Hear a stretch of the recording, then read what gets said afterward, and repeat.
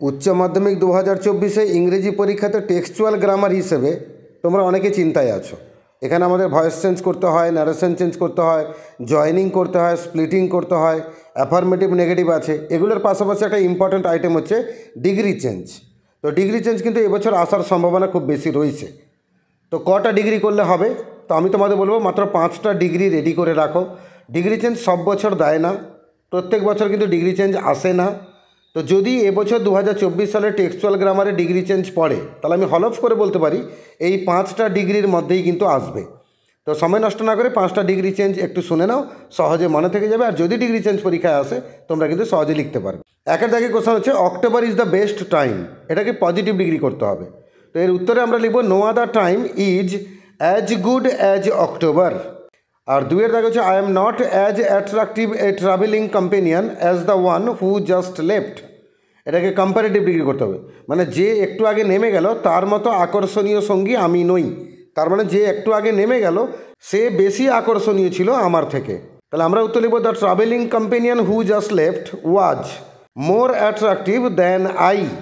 আর তিনের দাগে আছে my mother's lineage was the more distinguished, এটাকে পজিটিভ ডিগ্রি করতে বলেছে। এই বাক্যটা মানে কি? আমার মায়ের বংশধর বেশি উল্লেখযোগ্য ছিল। কার থেকে? আমার বাবার বংশের থেকে। তার মানে আমার বাবার বংশধর ততটা উল্লেখযোগ্য ছিল না আমার মায়ের বংশধরদের মতো। তাহলে উত্তরে লিখব my father's lineage was not as distinguished as my mother's. আর চারটা গেছে I was the most important man, আমি ছিলাম সবচেয়ে গুরুত্বপূর্ণ মানুষ, এটাকে পজিটিভ ডিগ্রি করতে বলেছে। তার উত্তর হবে no other man was as important as I. আর পাঁচে দাগেছে his lower jaw is shorter than the upper, তার নিচের চোয়ালটা উপরের চোয়ালের থেকে বেশি ছোট, এটাকে পজিটিভ ডিগ্রি করতে বলেছে। তাহলে উত্তর হবে হিজ আপার জ is not as short as his lower জ। তো এইভাবে মাত্র 5টা ডিগ্রি রেডি করে নাও। যদি ডিগ্রি চেঞ্জ আসে তাহলে এর ভিতর থেকে আসবে এবং তোমরা পরীক্ষায় 1টা নাম্বার পেতে তোমাদের কোনো অসুবিধা হবে না।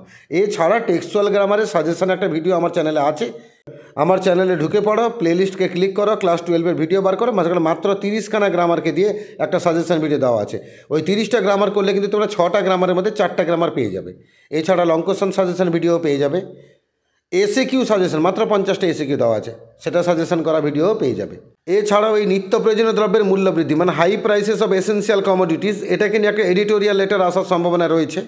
তাই যদি তোমাদের সে লেটারের প্রয়োজন পড়ে তাহলে আমার চ্যানেলে ঢুকে পড়ে রাইটিং স্কিলকে ক্লিক করো, প্লেলিস্টকে ক্লিক করে রাইটিং স্কিল ক্লিক করবে, সেখানে এই এডিটোরিয়াল লেটারটা পেয়ে যাবে। মানে high prices of essential commodities, নিত্য প্রয়োজনীয় দ্রব্যের মূল্য বৃদ্ধি, সেই এডিটোরিয়াল লেটারটাও পারলে একবার দেখে রাখো।